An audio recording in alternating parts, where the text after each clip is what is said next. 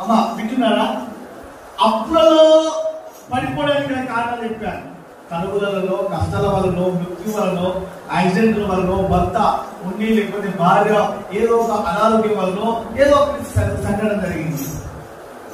మరి బిడ్డ పెళ్లి చేసినప్పుడు కూడా అప్పు చేయాలి కదా, అది తప్ప. ఇల్లు కట్టుకోవడానికి కూడా అప్పు చేయాలి కదా, అది తప్ప. లేకపోతే పిల్లలను అమెరికాకు విదేశాలకు పంపించాలి కదా, 40-50 లక్షలు కావాలి కదా, అది మరి తప్ప. అంటే తప్పున్నారా కంటే ఎక్కువ ఏం లేదు. నువ్వు ఎప్పటికీ కూడా సుఖంగా ఉండద్దు. ఉన్న దాంట్లో సంతృష్టి కలిగి బ్రతకడం నేర్చుకుంటే నిన్నెవ్వడు నీ దగ్గరికి వచ్చి నేను పైసలు అడగడు, నీ భార్యను నీ పిల్లలను ఆగం చేయడు.